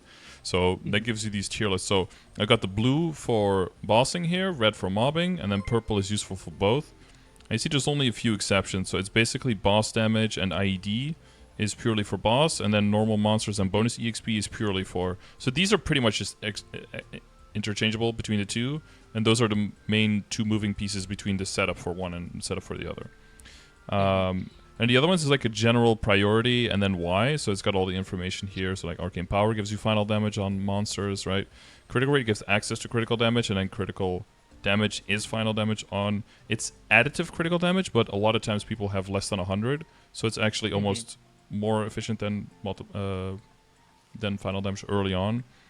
And then, yeah, boss damage or normal damage because it's 4 per level, and then 3 per level on regular damage. And then main stat and attack is basically with leftover points. Although I think it's also okay not to spend those points, because then if you do spend all those points and then you level a bunch of times and then suddenly they're like level 7 or level 8, that kind of means that you probably should have kept those points out or should re-roll and then add like a little point again to these guys like you were saying. So it's also sometimes okay to just float some points if you know you're going to be leveling decently quickly. and then you can level them at the point, just for time saving sake, because the clicking and you have to click one level at a time. It's a really shitty system. Yeah. But at least we have presets, so we're making progress, baby steps. And then on the right side, it's like, so I would say like level them up to level 5 first, but like that would exclude the leftovers. I guess I don't say that here specifically. So that we level them all up to level 5, and then basically start back from the top. You always want to look at, do I need this, right? Don't just like blindly level it to 8 because it's higher leveled. But it's like arcane power. Are you hitting the plus 50%? Yeah, then keep it where it is, right? And move to the next one. So it's never you have to do all of them. It's you have to look at them in that order. Yeah, and then 8, and then basically from 8 you just go one level at a time. And then if you go past 10, for mobbing you just basically do it evenly, like up to 11, up to 12. And then for bossing, it might be a little bit more tricky, but because then you'd be like looking at your stat window, like do you have 80% visual critical damage? Then you probably get critical damage to like 13 at least before anything else goes past level 10. And then you just do them evenly, 11, 11, 11, 12, 12, 12. But it's almost it's really close there, so it's not super important. As long as you don't have like one at 14 and then one at like 8 or something, because then if they're both relevant stats and they're that far apart, because it's only 6 apart, but it's like 400 hyperstat points apart. Like there's probably something that you can shift there, and then maybe you move a link skill, or maybe you move a little bit where your stats are in your Legion grid, right? And that way you can adjust a little bit as well to make sure that your hyperstats. Basically, what'll happen is you're gonna over fund in some stat, and then you're gonna move something around and be like, oh wait, this is way more efficient. Like, oh, some people have like level 13 in their critical rate or something, and then they'll see in their Legion grid, oh wait a minute, like critical rate and critical damage, critical rate and boss damage are both 1% in the Legion grid, but in the hyperstats, critical rate is 2, but boss damage is 4. So it makes more sense to get critical rate in your Legion, but then boss damage in your hyperstats. Right, like that value is better that way. But this kind of stuff you just kind of like stumble into as you're doing your stuff, and you're looking at sometimes just making an album for this as well. You could be like, oh wait a minute, why do I actually have it like this? Like a lot of people come into the session are like, okay, so I was taking pictures and I was like, wait a minute, what am I doing here? Because even now, like going to 13 on critical damage is probably good, but going to 11 on damage, even though it's not a priority, it might still improve your damage quite a bit for not too much cost. But yeah, keeping the luck on like 3, keeping the attack on like 3 to 4. You typically don't want to go over 5. Yeah, that's yeah. Does that answer your hyperstat question? Yeah. Okay, that doesn't sound super. That now with more confidence. Yeah. That's a command in chat. Yeah, that's basically the video that I just looked at, and then I talk basically through that priority list and why I do it the way that I do it. Yeah, it's not an actual calculator, like functionally like the flame score calculator, but I know you probably use the Brennan Mays like suck hard calculator, right? Yeah. Yeah. Yeah, I don't know if there's enough. I don't know if it's. I've never used it myself because I don't feel like I need one, but maybe I should just to get a bit more insight. But I hear a lot of mixed reviews from people where if they're not as familiar with all the stuff going on in the game, it's very easy to get stuff wrong on there. So so initially, like, I used it and it, I felt like I was lacking a lot of damage because, it told me to put all 15 points into my IED, so I was definitely lacking a lot of damage. Well, did you put in your visual ID or your functional ID? What does that mean? So, like, when you're bossing as a Nightwalker, you're getting the extra IED from debuffing the boss all the time, right? Yeah. Once you build the stats. So, what I talked about in the beginning, like looking at your damage range or looking at your IED, that's how much you're sending out the attacks with, regardless of what you're going to be hitting. But if you are going to be hitting something and you know you're going to be hitting something that's always going to be debuffed, you have to add the IED to your visual IED, and that's going to be your functional IED. So that's what I have here, right? You see the functional IED. Do you know how to calculate that? No, I do not. Okay. But so when I asked earlier, like you understand IED, you mean did you mean to say you understand the importance of it in terms of like armor penetration, but Yes. not necessarily like how the number exactly comes to be? Yeah, I don't know how the numbers added up. Okay. So essentially, so sources are like individual clumps. So bigger Hmm. clumps are better because every source is calculated at one at a time, and you basically get the percentage of the source. You take that percent of how much you're still missing to get to 100%, and that's how much is added. So if you're at 90, Hmm. you add a 35% line, you're adding 35% of the missing 10%, which is 3.5, so you go from 90 to 93.5. Oh, okay.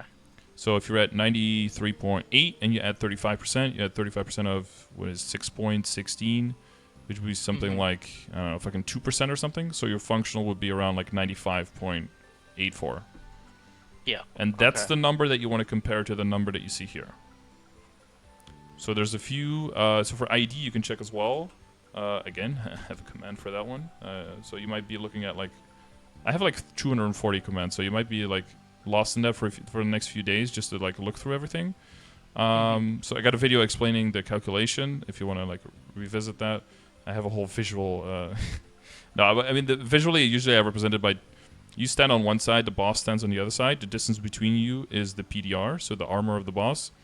Hmm. And every IDD source, you basically take that percentage of the distance between you towards the boss. That's kind of how I explain it. So Hmm. you know that you're getting diminishing returns, but you're still getting closer to the boss. But also at a certain Yeah. point, you're already so close that you can never truly get to where the boss is. You can never get fully true damage unless one of your sources is 100%. And if one of your Hmm. sources is 100%, then that's the only one you need because then you can just get rid of all the other ones because Yeah. then that source, yeah. So this looks at like where can you get IED from, and it looks in order of opportunity cost. Are you Hmm. familiar with that? Not really. You can kind of equate it to efficiency, but basically, it's like the example I gave earlier for the hyperstat points and the Legion grid, right? So like the Yeah. opportunity cost of critical rate is higher in hyperstats than it is in the Legion grid. So if you had to choose either where you would get it at the place with the lower opportunity cost because it would come at the higher cost to increase basically. Hmm. So basically, where there's less competition, less alternatives of anything else that could be increasing your damage, that's why you want to min max. Great example of Yeah. that is your familiars, right? So like the order from low to high opportunity cost. Wait, did I just explain it backwards? Wait, why are the familiars all the way on the bottom? Hang on. Did I just fucking do an oopsie? Hang on. Low, high opportunity, low opportunity cost, high opportunity cost. Wait, did I do this backwards, chat? Oh no. You guys need to check me more. But basically, like familiars is a really good place to get early ID. Why? Because the only alternatives is like the weakest healing in the world or a little bit of drop rate, right? Hmm. So their ID is free. So you want to make sure you have that covered before you start looking at everything else, Hmm. basically. So I don't know why it's so low on this list. Maybe I'll put that. I'll put a pin in that. We'll double check on that. So yeah, the only other IED, like functional IED, usually is like the Explorer Mages, and then your boost nodes. But everyone has that, so that's kind of like implied, Yeah. but not really. But some classes have kits where, like a dual blade, for example, all of their damaging skills have either 30% extra ID, or 20%, or 20 and 30, or 100% extra. So even though you can't really say this is how much ID you're getting exactly per attack, your functional Hmm. is like at least 30% higher than your visual. So they Yeah. can always kind of count that in, and then, because then if you use calculators and you don't do that, you're going to get really weird results. So that's probably why that Hmm. happened. Oh. Yeah. So yeah, hopefully that explained the same thing for crit rate a little bit, because some characters have like functional crit rate. Like Buccaneer, for example, if you hit bosses, you get like an extra 80% crit rate.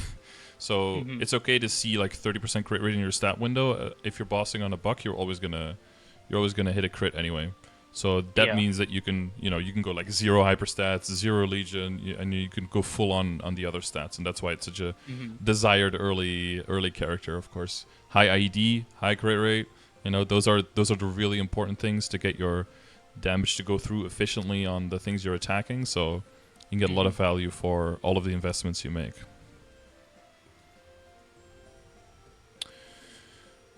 Okay, hyper stats. And then we were talking about the equips. Yeah, so the move. So you needed more drop rate. 1, 2, 3, 4, 5, 6, 7. Wait. Oh yeah, and the pendant here. Yeah. Okay. So what is it? 2 more rings. Um. Right. Yeah, 2 more rings. Right. Or yeah. For drop. Yeah, and these rolled stats, so Yeah. you were like, I'm just gonna keep this stat instead, and then, yeah, that's fine, honestly. Yeah. If you want, you can get a Treasure Hunter John's ring. It's in NLC. It's very easy. You have to do like 1 quest to get 1 coin, and then you can just buy the ring with the coin. Yeah. And you can even potential it, and that one's totally fine for a drop rate ring. So, in general, a lot of people worry about getting drop and mezzo ring of stuff too quickly because I feel like they're going to get too weak. That's only true if before going to that you had a lot of stat, then it's going to feel like you're getting weak. So that's why I'm a huge proponent of jumping from epic right up to legendary, because the amount of stat will probably actually go up as you're switching to drop and mezzo, and then you can get used to that damage. But the other thing is that you really only need damage on the mezzo gear, not so much on the drop gear, because you're either going to be killing very weak bosses, or you're going to be opening boxes at the end of a boss when you switch gear. So the drop rate gear doesn't actually need that much damage. It's mostly the mezzo gear for when you're mobbing. So yeah, so you can get that ring. And then what's going to happen is if when you get to Gollux, probably the next ring or the first ring that you want to buy is going to be Superior Gollux ring. And then when you do that, one of these two is going to you could do like, well, I'm going to get the Superior Gollux ring, a damage ring. But eventually, the best stuff to use as drop and mezzo gear would be the boss accessory equips and event rings. That's like the batch that's really good because it's got good basic damage. But also, like I said, you don't want to get used to the damage on the stuff too much because then, yeah, it might make a bigger jump for the upgrade, which can be a benefit. Like the next thing would be like, a lot of people try to rush for like 17-star rings, but that's kind of unnecessary because those are kind of just the same power as an event ring. So you're spending a whole lot of money for no upgrade. So it might even be better to just go for, well, not for Superior, right, because of the set bonus. But like if you get kind of treasure rings or you go for Meister rings, you might as well just try to go for 19 immediately. And if it doesn't go, it doesn't go. It's whatever. But if it does go, now you can commit to the potential, and now you can actually swap out one of your rings and actually make a significant upgrade, you know? So is that Meister ring? Is that worth using? Yeah, so the Meister ring is essentially the same as the Kana treasure ring, like exactly the same stats. It's just way harder to way harder to get, dependence on your resources, right? Like if I start a new character, I could make 100 Meister rings on there, but I cannot get any Kana treasure rings. But if you have a new account, it's easier to get Kana treasure rings. But they can be equipped together, even though they have the same stats, so you can very quickly get to like Superior Gollux ring, Kana treasure ring, Meister ring, and like an event ring, for example, and that can be a very strong combination very quickly. But it's usually the resources for the Meister ring that hold you back, right? You need the primals, all the twisted times, grand spell essences. Yeah, they can be tricky to make. And you need to get to Meister, you need to maintain Meister, all of that stuff. I think I might have enough for that Meister ring. I just need to level up my smithing or accessory crafting. Yeah, accessory crafting. Yeah, that's the fun part. I could your exclamation mark. Meister talks about leveling up your accessory crafting. So if you have enough resources, you can use that. There's some face accessories and stuff you can make that give a lot of points. So definitely check that out. Okay, we moved around a bit. Are there any topics you feel like we haven't addressed yet at all? Because we're kind of coming up on the hour and a half, so I want to make sure that we cover all this stuff. Any topics that you maybe had written down or Yeah, so for my inner ability, would it Mm-hmm. be worth it to re-roll that boss damage into like Meso? Because like right now I've strictly been just farming. Do you still need the crit as well? If the I event buff don't goes think away, so. do you lose crit there? Because your weapon is supporting you a Oh little yeah, bit. that's true. I lose That's 20. 20. Yeah. That's Yeah. that's pretty big, right? hmm That's gonna get you under 100, or are you gonna maintain 100? That's gonna get me under 100. I'm at. Oh wait. Oh yeah. I'm only at 99 right now with my without my Phantom Link skill. Mm-hmm. But you have at least if you're also in the bossing hyperstat that I see here, you do have 0 on hmm crit rate here, so you can very cheaply get up to like 6 or 7, which would hmm be 5, 6, 7, 8. That would be like 7 or 9% very quickly. So that's doable to kind of like mix that. You take like 1 point out of another one, and you can add like 6%. It goes very quickly at hmm that level. So that's doable. Yeah. Well, the reason I ask is because interoperability is a tricky thing, so it's good that you're asking about that if you're not sure. I think there's like two main stages. There's like a training well, maybe there's like an alternative. So there's that like a bossing mule interoperability or like a training interoperability, and then there's like a actual bossing main interoperability essentially. hmm So if you're just a bossing mule, you're trying to like approach what would be the main interoperability, but like in a budget way. So you're trying to get something. Maybe instead of the unique line, you get an epic line, or maybe even a rare line. But you maybe just trying to get the prime line to be as good as possible, the legendary line, and then the other ones do something. hmm If it's the training interoperability that's going to set up for the end interoperability, you want to get a very cheaply something that'll give you good value. So it's mostly drop or mezzo, but only for people who aren't super reliant on something else. So some classes really need attack speed, some classes really hmm need buff duration, and yeah, some classes would just benefit from other stuff. But it's mainly those two, like attack speed and buff duration. So you're not a class who Yeah. needs that. That's good. So which means you can go as high as you can in drop rate and meso obtain. So hmm usually what I advise for that is to roll with circulators until you roll either drop rate or meso obtain on the top line. And then just lock that. And if you see anything even epic for the other line, the one that you didn't get in legendary, then you just keep Yeah. that, and then you stop there basically. The only exception could be like, let's say that you roll like the unique line for drop or meso, then you can lock that Uh-huh. one, and then maybe roll for the legendary and try to get the other one. And then you will lose a few percentage on the top, but you'll compensate with the extra few percentages on the second line. Yeah. And then you just pause there. And especially with New Age also making the interoperability cheaper for the transition to the bossing one, hmm you're probably going to need around, I will say, like still at least like 1.5 million to 2 mil honor to really make the transition from the mobbing to the bossing one. So hmm that gives you a little bit of an idea of like the time frame you have on needing to make any kind of decisions there on switching over. Yeah. But then you'll have more disposable income, and relatively the cost on circulators and everything will make more sense for your account because you'll be saving for longer in between big upgrades like Star Forcing jumping from 19 to 21, and getting hmm arcanes from 17 to 19, which is really good gains and good value, but only then. That's not something you want to start doing immediately because as soon as you start Star Forcing arcanes, you'll start realizing why people have all of those bossing mules and sell 180 crystals a week because your money just Yeah. melts. hmm It disappears. Yeah, So that's a I've never general. used those circulators before. Mm-hmm. Yeah, it's a good idea because honor, very much in the beginning of the game, it feels like honor is very common. You can get a lot of honor experience very easily. But once you hmm blow through like that first 250k, 300k, you start Yeah. realizing that replenishing that is actually really hard. And hmm the circulators are kind of just like free, well, not free, but they're like honor experience that you can buy for Mezzo. So if you can get pretty good near what you want with those, then you can save that honor experience for that later switch when it's like, because the later switch is first you circulate for the unique line, then you lock that one, and then you roll for the top one. And that's And especially once you hit the top line and then you lock those two and try to hit a third line, that's when it's like 6K per roll or something. And you just, even on 50% off. And then, yeah, that's when you really start blowing through all of that honor experience real quick when you're trying to min-max to get a third line there. So am I able to lock the abilities with the circulator? Circulator?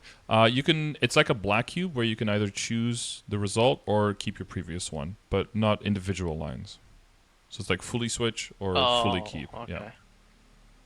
And that's the one in the cash shop too? Yeah, it's like 18 mil or something, the blue thing. Yep. Okay. Yep. Yeah, so for that, in general, I just tell people to kind of like set a budget. Just be like, okay, I'm willing to spend 1 bill, I'm willing to spend 4 bill, I'm willing to spend 20 bill, you know, whatever your situation is. And then just, if you don't hit, you don't hit. That's cool. But then just stop. Because like zeroing out on circulators is one of the worst feelings because just nothing moved and now you're just broke, you know? I guess, yeah, on cubing could be a worse feeling because you could end up with like worse potential than you started. But that's kind of the whole idea of like where do I spend money and how much do I spend is looking at the calculator, like what's the expected cost. So you can kind of organize the risk and the value, the efficiency of certain upgrades. But it's also to minimize the chance of you just ending up with less than what you started with. Because that, if that only has to happen like 2 or 3 times, then it's going to be like a major buzzkill. And that's where a lot of people like burn out because like, well, what did I do the last month? Like I made so much money and now I'm weaker than I was then. That's when you see people quitting because the amount of progress they make becomes the only kind of parameter that they're holding on to in terms of like, does my time spending on this game have meaning anymore, you know? So that's why I try to focus on, you know, enjoying yourself, making tangible progress, that kind of stuff with the bosses and everything. So that if you know what you like doing and that you can still feel progress in that, then a setback like that, you know, it's nobody likes it, but at least you can put it into perspective of like, I'm still generally moving forward, you know? Yeah. All right, so that's interoperability. That sounds good? Yes. Okay. Is there anything else? Yeah, so I'm a few days from getting a superior piece. Yeah. So which piece would be most worth it to get first? Would that be the ring? Yeah, I guess I would get the ring then, yeah. Because if you get the ring and a treasure hunter John, if the superior hits more stat than like your flame ring or something, then you can roll your flame ring for the drop, right? So then you can just switch the function and it won't feel as bad. So I'll probably do that, yeah. Because the pendants are good now. If you start making a damage pendant, then you're gonna have like half of a damage piece that you're gonna. Do you feel like you need to switch it every time you boss now because you have access to it, right? So I think the ring will have more functionality. We will be more flexible, and you know now like getting 21% legendary potential on an item is like the best thing you have. But there's gonna become a point where that's like just tapping something up to legendary and just giving it 21% is like the first thing you do, and then that's like making a new character to level 100, you know. And then everything beyond that, like, yeah, it's weird to put it that way because of, you know, how much you're investing in your stuff. But eventually that'll become like the bare minimum to do with an item, you know? Yeah.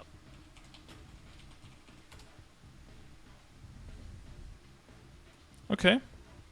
Any other pertinent questions? Yeah, so I have 15 bills saved up right now. I've just been like, I just need some upgrades because I feel like I've just been like on a plateau recently. Yeah, yeah. Well, I would say the ring, and then so I would say get a good flame on the weapon, right? I'd roll some cubes on the emblem, see if you can get something better there. So anything at 1 attack line and 1 IED line, or anything higher than that. Because now you have 2 dead lines. Again, if you're going legendary, you get at least 2 useful lines. Otherwise, I wouldn't invest in legendary. Otherwise, just stay unique. So that's the first 2 things I would do. Then I would try to get those 2 rings in there. Try to get to legendary, or at least have enough money to get to legendary. Get 2 with drop rate. If something gets more stat, reroll the other thing. Make sure that the functions fit. And past that, it's mostly going to be... I would mostly like save money for the next Starforcing event because there's a patch coming next week, right? Or a little bit more than a week, and then we'll see the Sunny Sundays, and then you can plan, okay, like maybe the 3rd week is a Starforce event, boom, then I'm going to be spending all my money, so I want to get as many backups as I possibly can, gather everything, look at the calculators, have a plan, like to get everything to 17. If it's a 30% off, try to get everything to 15. Make sure that that's all ready. And in general, I would only get things to 15 that you're planning to get past 15, because up to 15 is really, really expensive. And the only reason it's that expensive is because of the attack you get past 15. So if it cannot go past 15, then don't go to 15. Because then you're just paying all the upfront cost with none of the payoff afterwards. So it's kind of like my CRA, I would send to. Mm-hmm. Would I send that to 17 as well as my Absolab? Yeah, those are like the first gears and like the solid gears that you get to 17. All of that together. It's just all of that little bit of attack together will also help you get more value out of your percentage attack lines on your WSE, right? That's why those are so good. Yeah.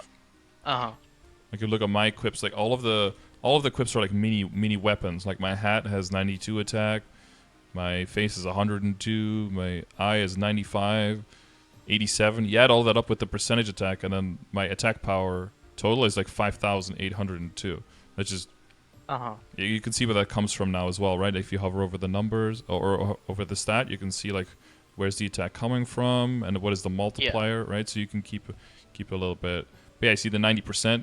Well, now that 90% gives me a lot of value because I have all of that high Star Force. But if you don't have a lot of super high Star Force yet, that's why I'm saying like looking for 21 attack is cool.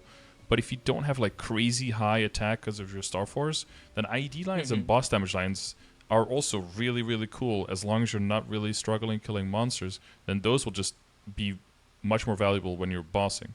But the reason that they're so good on bossing is because they don't do anything when you're mobbing, right? So you always, it always comes back down to the balance. And again, that's why I have the progression grid, so you can make sure that your balance isn't way off. You're not at like 600% damage and like at 80% IED.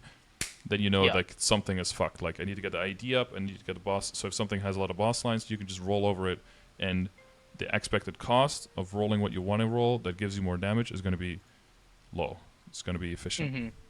Yeah, so at the beginning it's going to be like a lot of actually putting in the numbers in the calculators and like actually looking up the cost, but after a while it's going to make sense. And then once you do this with your second character, it's going to be so much easier, because not only are you going to know exactly like where to put your money, but you're going to see those opportunities as well of like, hey, this piece of equipment, even though it is an upgrade, it's kind of like what I call a sideways upgrade. Like the amount of money you're going to have to invest into this to actually make a significant upgrade is so much. It makes more sense to just skip this step, because you know how long it's going to take to get to the next one, because you've already done it this time. So you're going to see the opportunities to like skip steps. And in general, when you can skip upgrades, it's always going to be more efficient, because you can keep your money and directly throw it to the next thing. And yeah, the money per upgrade is just always going to be better. Yeah. Or upgrade per money is going to be better. Sorry. The other way around, yeah. Alright, got some legendary stuff here. Glove's already got crit damage, that's good. Oh, that flame on that glove, if you throw that one in, that's going to be... But I bet you already know you have a good one on that, right? No, I do not. Oh, well. I haven't really paid attention to flames. Oh, you're... that's a little bit too high. Where did that 9 come from? That's a 144.5, which is... if you're looking at here... Yeah. That's like 20 higher than what people on Arcanes go for. Again, we can throw it in here. Let's go 145, because it's a halvesy here. On armor 160. That's average cost of 112.4 billion. 11,830 flames average. Wow, I got super lucky with that one. Yeah. Well, so this is the difference of like, you're like, I guess it's better than the cape. You can see that, but like how much better? Well, like now if you see like an items mega and and you look this up, you can be like, is this something I should be impressed with or not? Like this is, it's kind of like a sleeper thing, but that thing alone is probably worth like 10 times all the rest of the stuff in your account combined. The theoretical value. Yeah, that's why that's how you can have like some sleeper cool stuff.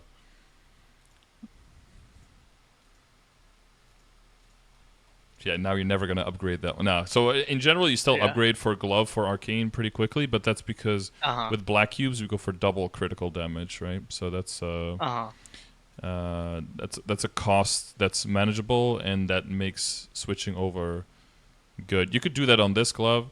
Like in the past, sometimes people, if they hit like double crit damage on Abzo gloves and good flames, they would keep like maybe get like 21 or 22 star Abzo instead. But that all had to do with how hard it was to get arcanes, and the access now is pretty good. So because you transition pretty smoothly, you don't push past 17. You don't push the flames like this, like willingly, right? And Yeah. potential like this is fine as well. And then all the focus at this point is because that's staying 17. All the focus is on CRA and is on accessories with backups like kind of treasuring and the stuff that you can fodder into superior. So all of the level 140 equips that you can hold your get your hands on. It's like Dominator pendants, fucking kind of treasurings again, right? And Meisters, because you're gonna have to transfer hammer that into superior. And then depending on how much you get slime rings, transfer into superior and into slime. So you can never have too many dominators, and kind of treasure rings you can never have too many of. So the sooner you get to drop rate, the sooner you get some maybe some coupons and stuff familiar with drop rate, the sooner you can start grabbing those. And it's cool to get the first one, but it's even cooler to get like 20 of them, because that's when you're whenever an event comes around, you're going to actually have an opportunity to upgrade something. Yeah, I'm still looking for those first ones. Yeah, like but you're functioning on like the lowest possible drop rate, right? So you're at the worst chances of your account, and the only way is up. If you're looking for more primals and stuff like that, the best thing you can do is start running on multiple characters, because then you're just doubling your odds if you do 2 characters instead of 1. Okay, was there anything else you had written down? Yeah, last thing is it worth it to get the fairy heart right now from the Longstront store? What's the last day you have to buy that? Because the store stays up a little bit, right? I had that in my event calendar as well, but it's easier to look it up in game. So September 3rd is the last day. The state that your account is in, I would say it is worth it. It seems like we only get like 2 to 3 a year. So even though it's comparatively a lot of money for you right now, I mean, eventually, because hearts also have the lowest amount of junk lines of like all the items in the game, it basically will be the cheapest item you can get to 30%, or also the cheapest to 27 or to 24 or to 21. So you're gonna get to a point where, like we talked about before, like if you're trying to jump from 24 to 27 or to 30, if you can get one item, an extra item to 21, it's like jumping all of your 24 items to like 25 and a half or something. Which, if you compare that value to do that on just the heart versus having to do that on all the items, it's like a 10th of the cost or something, even if you include for the cost of the heart. So it's most likely that by the time the next heart comes around, you will have already wished that you have had one, even though now it's maybe a little bit early. So now it's maybe a little bit early, but the next one will be too late. So I'll probably buy it here, because by the next time comes around, you probably have another character that you would want one on, and then you can buy the next one for that character. Yeah, okay. So would it be worth it to buy it, and should I cube that as well? Well, I think in the next chapter, one thing you want to look at if you're planning on playing a lot, there's some like legendary scrolls and stuff like that coming as well. And since we had DMT and you got a bunch of stuff already tiered up, it's like in chapter 3, there's a legendary 100% scroll coming, and a legendary event ring scroll coming. So you might want to look at like characters or items that you can start using those on. Yeah. So that one would be great for the heart, because I don't think there's anything else, because you want to get the drop rate stuff now. I have a unique scroll just sitting in my storage right now. Well, you could use that on one of the 2 rings, right, that you get, and then just do the last tier up with they'll just save you some money on the last tier up. Yeah. Okay. That's probably what I would use that for, yeah. Because, past that, I mean, there's like a unique secondary, but that's really good for like a bossing mule or something, right? And then the chapter 5, but that's a long time from now. Yeah. But that has a legendary emblem. But by then, yeah, your main legend emblem is already legendary, so that's also going to be for like a bossing mule that maybe has it epic, or a character that you find like, I like this one, I want to get this one into Mhm. fully fledged bossing mule. I'm gonna invest in everything except for the emblem. I'll be able to do the bosses, and then once that's this comes, you spend like 100, 200 mil on it, get a nice potential, and get a really nice damage boost from it. Mhm. And everything else is, yeah, this is all going on your main, I assume. Main, main, Yeah. main, main, main, main, main, main. Yeah, bossing rerolls. Yeah, Terry Royd. Yeah, Terry Royd's coming with permanent heart, but that's a level 30 heart, so that's just garbage. Mhm. That is not good, so, yeah. You just leave that. Alright. So we covered it all. I'll do a last sweep of the screenshots here, see if I see anything super crazy, but I didn't before. Matrix, you only need one set. Yeah. These things don't need to be leveled, so you level these things. That looks fantastic. And you're pretty near maxed everything here, so you can start throwing some... I guess it's still the blessing, but aside from that, you can start throwing some nodes at side characters, right? Yeah, so I just maxed my last node last night. Would it be worth it to go for that max transcendent blessing too, or should I just throw nodes on the boss mules at this point?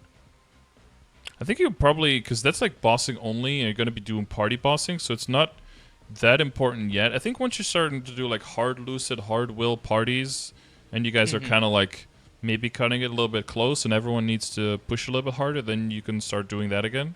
But until then, I Yeah. think it's fine to start pushing those boss mules up a little bit, and to yeah, to start generating that extra income, that extra weekly income. Okay. Okay. Okay. Link skills. Yeah, are you familiar with the links and legion command that I have? No, I am That's one not. that usually people find this one. This one has got like just all the link skills and all the legion buffs of all the characters in the game. So you can kind Mhm. of see like where the... And again, this is like the general value. If you look at the top row, this is basically like for hyperstats and for your legion board. Like it all kind of follows the same order of like how much it increases your damage, right? Mhm. So that's where that comes from. And then basically because of how much that is and because of the synergy with the other stats, it rolls out like the first column, which is basically if you make the characters in this order, you're just like Mhm. snowballing the hardest in terms of building, in terms of building your legion. But Mhm. the second thing that's really funny with that is that you can also use this as like a link skill builder. Be like, oh, I'm bossing. What do I need? Well, you just start from the first column, and you just check like, do I need crit rate? Okay, get to 100%. Do you still need crit rate? No. Move to the next one. Critical damage. Take all of Mhm. that. Damage to all monsters. That includes boss damage. Okay, we get those. And then you just kind of like move on. You just move on to this until you probably have like 9, 10, or 11, and then you just throw in some stats to like finish it off. You want a mob, then you just do it the other way around. You're probably doing Yeah. most of the yellow ones. You're trying to boss, you do most of the blue ones. So it kind Mhm. of... It was just to organize all the stats, but you can actually use it for a lot of information. So if you're ever stuck on like, what this next character I could make that helps my account or anything like that, you can use that one. Yeah, I plan on leveling my link skills a little bit more. I'm just a little burned out of freaking leveling mules. Mm-hmm. Yeah, I get that. Yeah, there's definitely a time where you're like, I need a bigger legion, and then you're just spending 80% of your time on legion, and you're like, I hate all other characters. I want to actually get my main some Yeah, juice. What I usually did that's is just exactly where I'm at. yeah, is just always have a little bit of a balance. So like maybe just make a new character every other day or something, and just get it to level Mm. 100, so that a month from now, because it's 42 characters that count, right? Look at that. That's Mhm. 14 more characters, one every other day. Look at that. That's exactly 1 month. If you do that, then a month from now, you could have 1,400 Legion more with just one character every other day to 100. Mhm. And then you're at 5.6. And Zakum Tech is going to be gone in like a week. So if you do a little bit of Zakum Tech on the characters that are, over 100 but not yet 140, Mhm. and you combine that, you'll be 6K in a month. and that doesn't require you to like spend 6 hours a day or a whole week on just Legion, but you're just slowly progressing, and then you get more Legion coins, you get more raid power, you get the access to more coupons. The coupons will get you more drop rate, get you more backups. You know, it's all synergizing. Mm-hmm. All right. Well, I think that covers everything. Yep. All right. Well, hopefully you feel like you got your money's worth. Yeah, I definitely did. Thanks. Okay. Well, that's something I like to hear. But yeah, if there's anything else you need, feel free to definitely check out the commands for it. So that's just ! and then whatever topic you're looking for, or you can check ! commands. That has the file with like all of the commands. So that's like a spreadsheet here. So there's like 200 and well, these first 7 don't count. So 228 links with not all are as useful. Some of them are kind of like jokes. So you can look at the color code. But yeah, feel free to use those. If there's anything like really complicated, you can always ask in Discord. But you know, I try to stream every day, most of the day. So feel free to ask in chat if there's anything that doesn't make sense or you just want to, get some more elaborate answer on it. Okay, all right. Thank you. All right, you're very welcome, and I wish you best of luck with everything. All right. Thank you. Yep. See ya. Bye. Bye-bye. All right. Another happy camper, customer. So yeah, if you are a Nightwalker as well, maybe not, or you're around the same level, or maybe not, hopefully you were at least able to pick up something here. Maybe something about how IED works, maybe something about where to go with your hyperstats, or just a general order of upgrading any or all of those things. If there's still things you have questions about, try to check out the commands, just like I told him, ! These are in the chat over there, twitch.tv/Scardor. You can just use the chat. If I'm online or offline, it all works. There's no paywall or anything. You don't have to be subscribed. Accessible to everyone. And as always, if you have additional questions, just wait until I'm live. You can also check the Discord. There's always people live in there. Live. There's people in the chat in there. And there's also a question section where you can just post on anyone who is willing and able. We have a lot of very helpful people in the community. We can usually help you, or they'll just link you one of the commands and be like, figure it out, it's in there. But hopefully they don't word it quite like that. But yeah, if you are interested in getting one of these sessions as well, make sure you check ! coaching in the Twitch chat or check the description of the video. So these are paid sessions. I also give sessions away for free. So if you want your chance to win one, simply leave a comment on a YouTube video saying that you would like to win, and please include your Discord name so I can verify that it's you. And at the end of the month, I draw 2 winners, and not too many people comment. So the chance of you winning is actually pretty high if you do comment. So please consider that. Or I mean, it's for your own good. I mean, I don't have to give them away to anyone if nobody wants them. But if you guys want them, it's pretty good value because it's free. Yes. If you're subscribed on Twitch, you can also redeem these with your channel points that you get for free just by watching the stream, and then you can get a very cheap session. So maybe check that as well. The store is available through the chat and ! store. All that being said, thank you for watching the video, and I'll see you either on the next one or see you live on twitch.tv/Scardor. Thanks for checking it out.